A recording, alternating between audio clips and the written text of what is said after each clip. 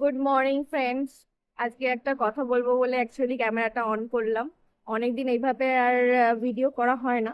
তো আজকে মেয়ের স্কুলের খাতা দেবে, ঠিক আছে। তো 9টার সময় টাইমিং ছিল। এত ঠান্ডা এত ঠান্ডা, পুরো ঘুমিয়ে পড়েছিলাম।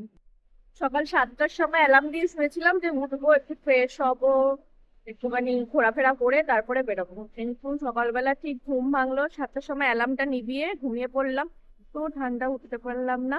8টা 5 তখন চোখটা খুলেছি, কোনো রকমে ফ্রেশ হয়ে 8:30টার সময় রেডি হয়ে বেরালাম। তো এত হুড়োহুড়ি লাগিয়েছি আমি, মানে বাসের জন্য আর ওয়েট করিনি, আমি একদম 3খানা অটো চেঞ্জ করে করে চলে এসেছি। এসে দেখছি আমি 10 মিনিট আগেই পৌঁছে গেছি। আমার এটা ব্যাপার আছে যে আমি সব জায়গায় কিন্তু 10 মিনিট 5 মিনিট কি আরো তার বেশি আগেই পৌঁছাই, ঠিক আছে, আমি লেট কোথাও করি না। তো সেই আমার এটা আমি বজায় রেখেছি আজকে। আর একটা ব্যাপার হচ্ছে, আমি যেখানেই যাই না কেন সবসময় মেয়েকে বগল দাবা করেই সব জায়গায় নিয়ে যাই, ঠিক আছে, ওকে নিয়েই ঘুরতে যাচ্ছি, ওকে নিয়ে, মানে ওকে রেখে খুব একটা আমার কোথাও যাওয়া হয় না।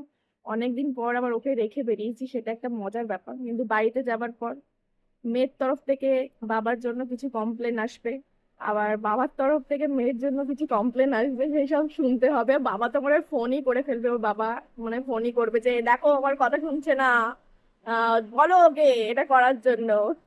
এরকম একটা সিচুয়েশন তো হবেই জানি। যাই হোক, ভালোই হয়েছে আমি টাইমের আগেই পৌঁছে গেছি, সেটা একটা ব্যাপার। তো এবার যাবো, স্কুল খোলার টাইম হয়ে গেছে, 9টা বাজে। তো এটা বলার জন্য আমি আগে এসে বসে আছি, কি করবো ভাবলাম তোমাদের সাথে একটুখানি গল্প করে একটা ভিডিও করে নিই, ঠিক আছে, তাহলে তোমরা জানতে পারবে আমি সব জায়গায় কিন্তু আগে পৌঁছাই, দেরি করি না, কিন্তু লেট করি না একদম, ঠিক আছে।